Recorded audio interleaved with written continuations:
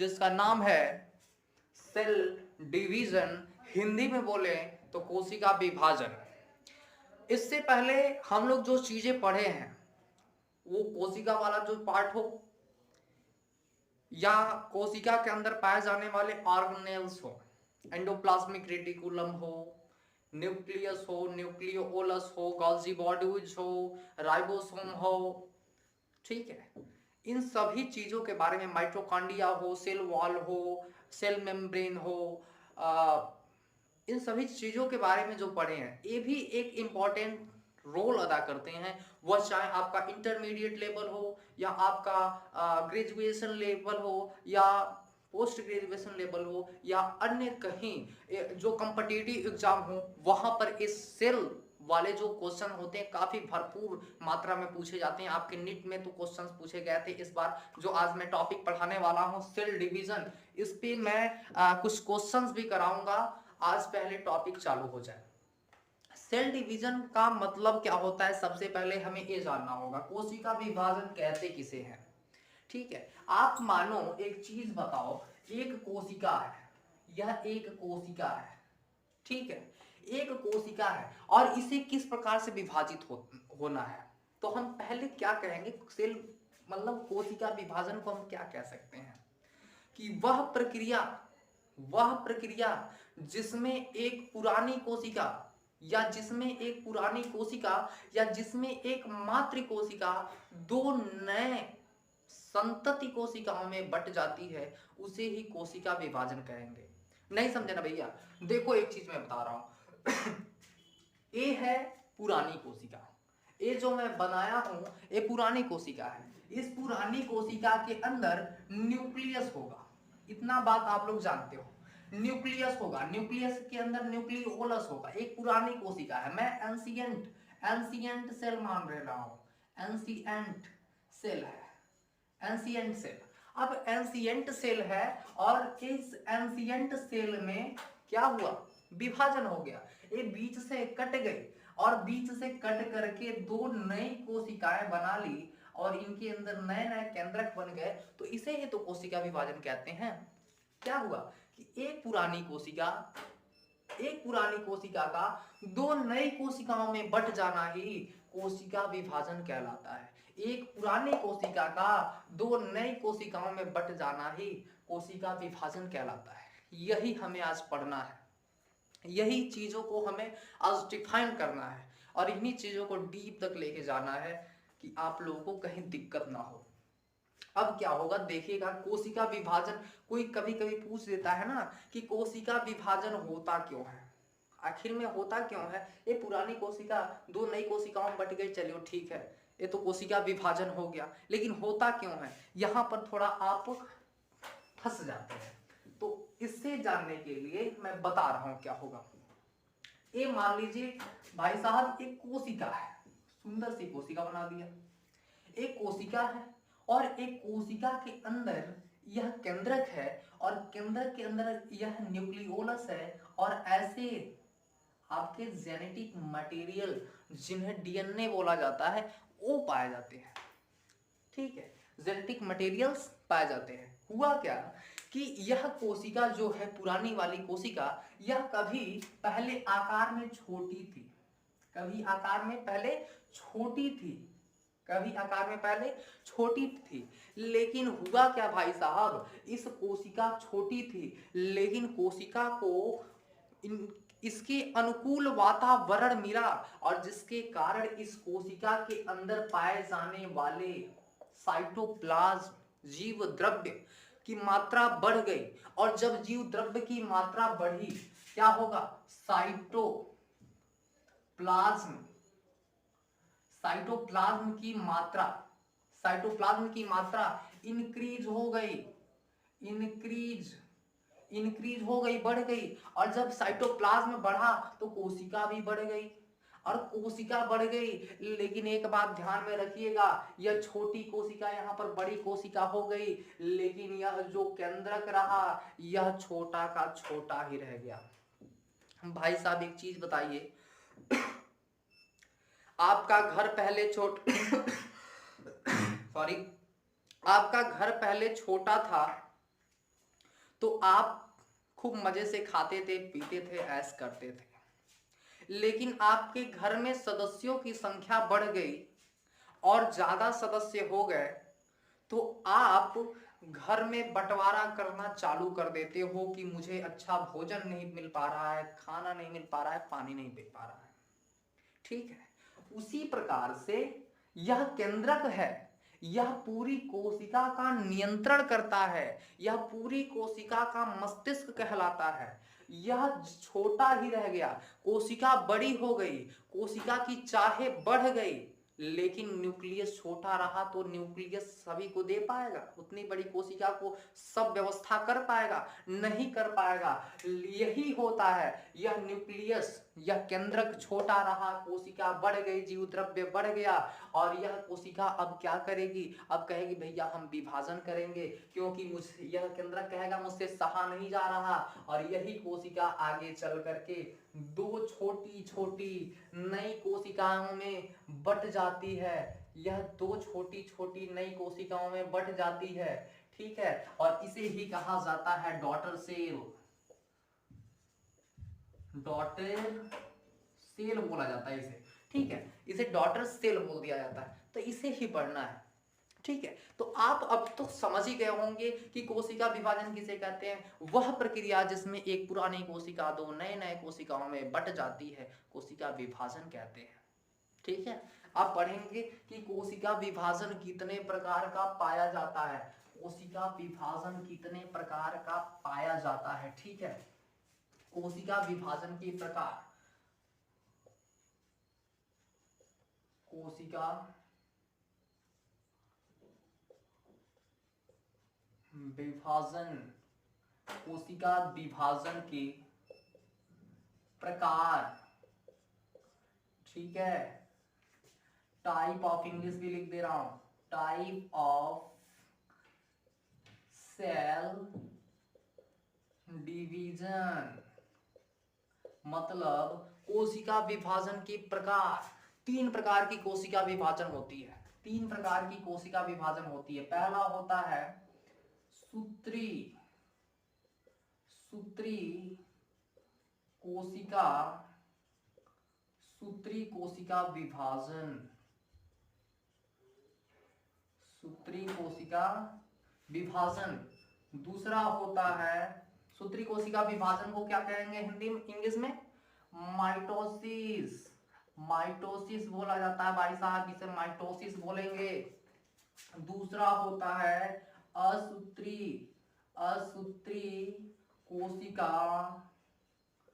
असूत्री कोशिका विभाजन, असूत्री कोशिका विभाजन, इसे बोला जाता है एमाइटोसिस, एमाइटोसिस। तीसरा होता है अर्धसूत्री कोशिका विभाजन, अर्धसूत्री ना, अर्धसूत्री, अर्धसूत्री कोशिका, अर्धसूत्री कोशिका विभाजन। अर्धसूत्री कोशिका विभाजन मतलब मियोसिस, मियोसिस, मियोसिस बोला जाता है। ये तीन प्रकार की कोशिका विभाजन आपके कोशिकाओं में पाई जाती है। पहला क्या होता है? सूत्री कोशिका विभाजन, जिसे माइटोसिस सेल डिवीजन बोला जाता है। दूसरा होता है असूत्री कोशिका विभाजन, जिसे एमाइटोसिस सेल डिवीजन बोला जाता है। और तीसरा होता है अर्धसूत्री कोशिका विभाजन, जिसे मियोसिस सेल डिवीजन बोला जाता है। तो आज हम क्या करेंगे, अर्धसूत्री कोशिका विभाजन जो होगा भाई साहब, ये जो होगा अर्धसूत्री कोशिका विभाजन, इसको आज हम रोकेंगे, क्योंकि अर्धसूत्री कोशिका विभाजन बड़ी लंबी प्रोसेस होती है। उस लंबी प्रोसेस को रोकेंगे। आज हम दो चीजों के बारे में पहले अध्ययन करेंगे, सूत्री कोशिका विभाजन और असूत्री कोशिका विभाजन। लेकिन इन दोनों कोशिका विभाजनों को पढ़ने से पहले हम आपको कोशिका चक्र की तरफ ले चलेंगे, सेल साइकिल की तरफ लेके चलेंगे कि सेल साइकिल क्या होता है, सेल साइकिल में कौन कौन सी घटनाएं होती हैं, क्योंकि वहां से भी इंपॉर्टेंट क्वेश्चन पूछे जाते हैं। तो आइए चलते हैं, पहले सेल साइकिल बनाते हैं और सेल साइकिल के एक एक फेज को देखते हुए चलेंगे। उसके हिसाब से आज हम पढ़ेंगे सूत्री कोशिका विभाजन माइटोसिस, असूत्री कोशिका विभाजन एमाइटोसिस। तो चलिए आज सेल साइकिल का हम स्ट्रक्चर बनाएंगे और उस स्ट्रक्चर को आप कॉपी में भी ड्रा करेंगे।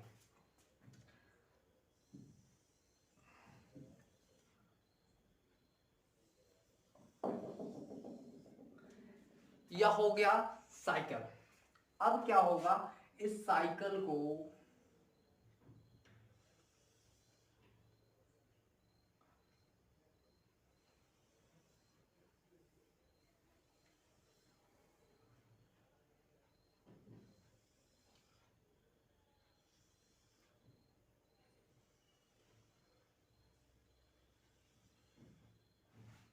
ठीक है, इस साइकिल है, सेल साइकिल है। और सेल साइकिल में सबसे पहले क्या होता है मैं बता दे रहा हूं। सेल साइकिल में पहले जीवन फेज आता है, जिसे गैप फर्स्ट बोला जाता है। गैप फर्स्ट यह कितने घंटे का होता है, यह 11 घंटे का होता है। यह 11 घंटे का होता है गैप फर्स्ट। यह पूछा गया क्वेश्चन है, गैप फर्स्ट कितने घंटे समय लेता है, कितना समय लेता है, तो 11 आवर्स का समय लेता है। कोई पूछ, इसके बाद से जीवन के बाद आता है एस फेज। एस फेज आता है। एस फेज मतलब होता है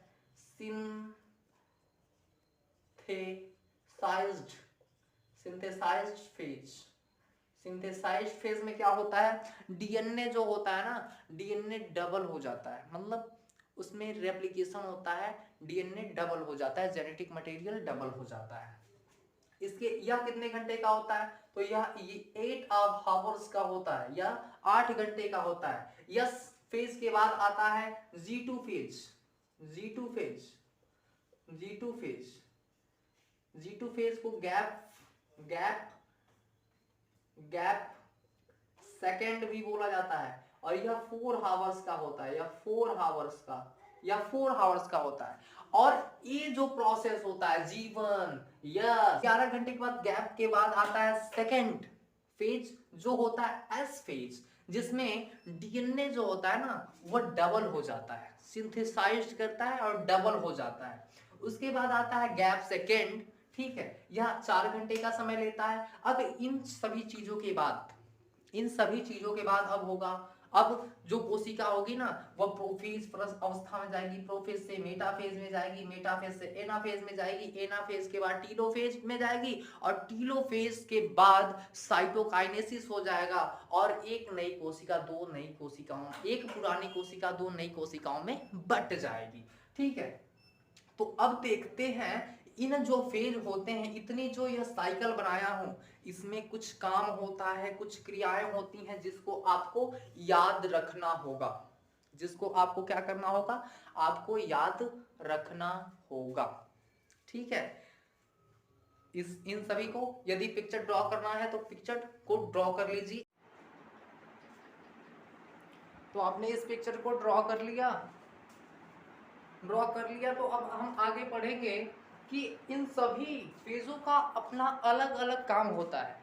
अब जैसे यहाँ पर G1 का अलग काम होगा, S का अपना अलग काम होगा, G2 का अलग काम होगा, और यहाँ से लेकर यह जो ब्लैक वाला मार्क दिखाई दे रहा है और ये वाला ब्लैक वाला मार्क दिखाई दे रहा है, यहाँ से लेकर यहाँ तक के फेज को इंटरफेज कहा जाता है। और इंटरफेज में क्या होता है, सेल प्रिपरेशन करती है, किसके लिए, सेल डिवीजन के लिए। इतना दूर सेल खा पी के तैयार होगी, अपना पूरा व्यवस्था कर लेगी, अपने सेल ऑर्गेनेल्स को ये संख्या बढ़ा लेगी, डीएनए की संख्या बढ़ा लेगी, प्रोटीन्स की संख्या बढ़ा लेगी, आरएनए की संख्या बढ़ा लेगी और तैयार हो जाएगी कि हाँ भैया अब हम अलग होने के लिए तैयार हैं। और कृपया यहाँ से अब हम तैयारी करते हैं विभाजन के लिए, तो प्रोफेज में जाएगी, कहेगी भैया हम प्रोफेज में आ गए, तब मेटाफेज में, तब एनाफेज में, तब टीलोफेज में, यही सब काम होता है। तो आइए देखते हैं गैप फर्स्ट में क्या होता है। गैप फर्स्ट में जो होता है ना भाई साहब, गैप फर्स्ट में आपका क्या होगा कि यहाँ पर आपका गैप फर्स्ट में आपके जो सेल ऑर्गेनेल होते हैं, जो कोशिका के अंदर सेल ऑर्गेनेल होंगे, जैसे एंडोप्लाज्मिक रेटिकुलम हो गया, गाल्जी बॉडीज हो गया, तो इन सब की संख्या बढ़ जाएगी, डुप्लीकेशन कर जाएंगे ये सब। तो यहाँ पर क्या होगा, यहाँ पर डुप्लीकेशन ऑफ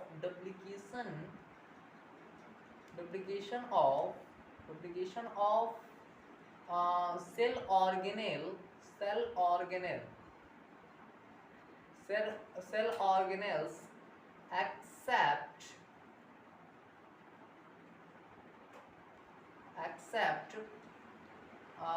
mitochondria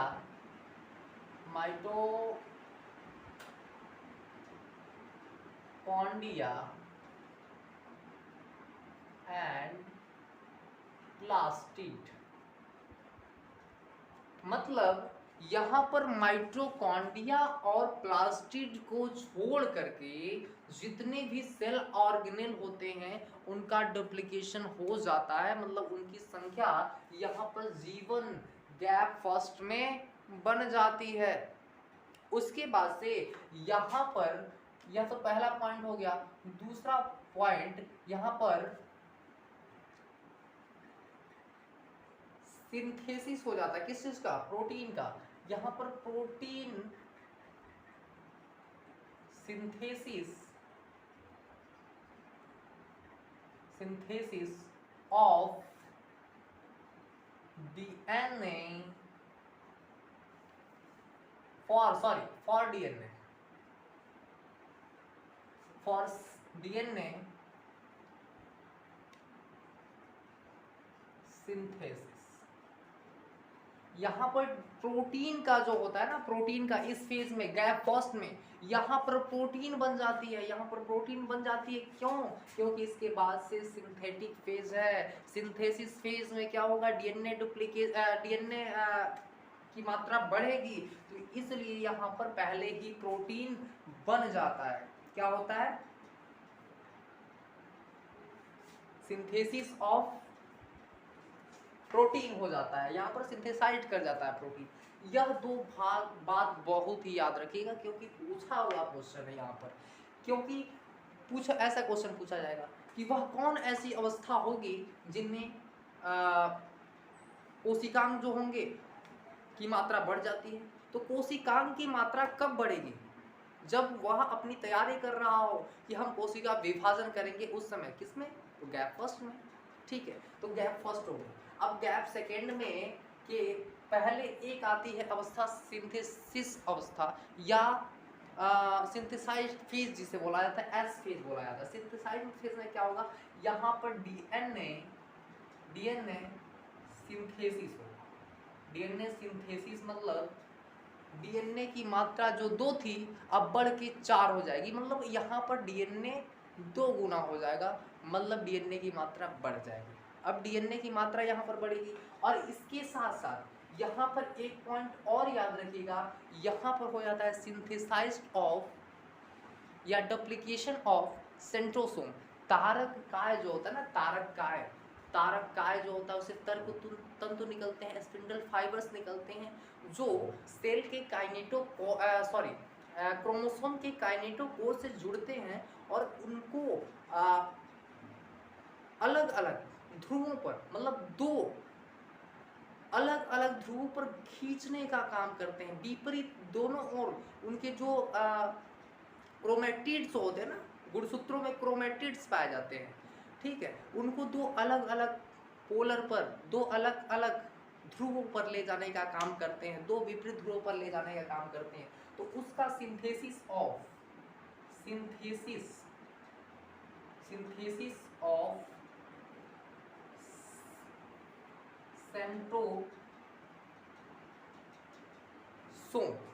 सेंट्रोसोम मतलब का तारक काय का यहाँ पर सेंट्रोसोम हो जाता है। एक तारक काय 2 तारक काय बना लेते हैं, ठीक है। हम जब सेल डिवीजन पढ़ाएंगे वहां पर तारक काय बना के दिखाएंगे।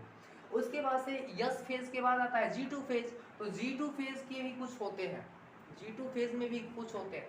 यहाँ पर क्या होगा, यहाँ पर डुप्लीकेशन ऑफ जो यहाँ पर बना था, बचा था माइटोकॉन्ड्रिया एंड प्लास्टिड, यहाँ पर G2 फेज में आके बन जाएगा डुप्लीकेशन ऑफ माइटोकॉन्ड्रिया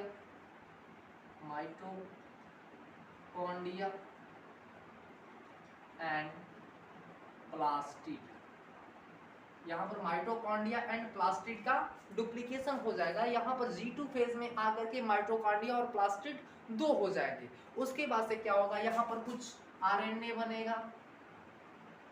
बनेगा एंड प्रोटीन का सिंथेसिस होगा,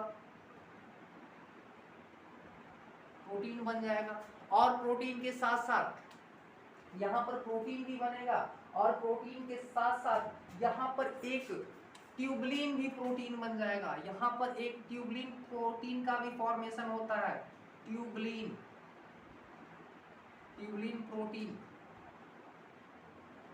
प्रोटीन का भी फॉर्मेशन होता है। जो कि ट्यूबलिन क्या काम करता है, यह ट्यूबलिन यहाँ पर जो होता है ना स्पिंडल फाइबर्स और एस्ट्रल रेज को बनाने का काम करती हैं, उनका काम होता है ट्यूबलिन प्रोटीन का।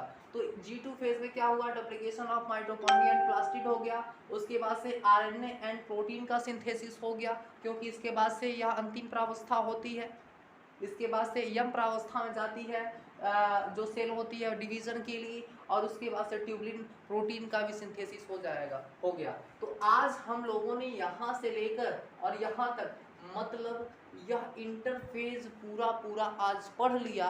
और इंटरफेज के बाद अब आता है यंग फेज, जिसे मियोसिस या माइटोसिस फेज बोला जाता है। अब इसको हम अगले नेक्स्ट लेक्चर में हम लोग पढ़ेंगे। आज बस इतना ही रोकते हैं। आप इसको पूरे अच्छे तरीके से पढ़ लीजिएगा कि जीवन फेज में क्या हुआ। जीवन फेज में डुप्लीकेशन ऑफ सेल ऑर्गेनेल्स हो गए। उसके बाद से कुछ प्रोटीन्स का सिंथेसिस हुआ जो किस में हेल्प करता है, डीएनए सिंथेसिस में हेल्प करता है। उसके बाद से यस फेज में आए तो वहाँ पर डीएनए की मात्रा बढ़ गई। डीएनए की मात्रा बढ़ने के साथ साथ उसके बाद सिंथेसिस ऑफ सेंट्रोसोम हो गया। जो तारक काय था, तारक काय की भी संख्या बढ़ गई। तारक काय की संख्या बढ़ने के बाद जब G2 फेज में गए तो वहाँ पर भी हमें कुछ देखने को मिला, duplication of mitochondria and plastid जो जीवन में नहीं हुआ था G2 में हो गया। आरएनए एंड प्रोटीन सिंथेसिस हो गया और उसके बाद ट्यूबलिन प्रोटीन का भी सिंथेसिस हुआ, जो हेल्प करता है किसमें, जो सहायता करता है किसमें, वह हेल्प करता है स्पिंडल फाइबर के फॉर्मेशन में। उसके बाद से एस्ट्रल रेज बनाने में उसका हेल्प होता है। अब इसके बाद से सेल पूरी व्यवस्था अब कर ली है, पूरा अलग होने की प्लान बना ली है। अब यहाँ से प्रोफेज, मेटाफेज, एनाफेज और टीलोफेज में अगले नेक्स्ट लेक्चर में पढ़ेंगे हम लोग कि माइटोसिस किस प्रकार से होता है और मियोसिस किस प्रकार से होता है। इन दो चीज़ों को काफ़ी विस्तार से पढ़ना है और इन दो चीज़ों को 2 लेक्चर लगेंगे, समाप्त हो जाएगा आपका पूरा यह टॉपिक सेल डिवीजन और आपको किसी भी प्रकार से इसमें कोई दिक्कत नहीं होगी। नमस्कार आज के लिए।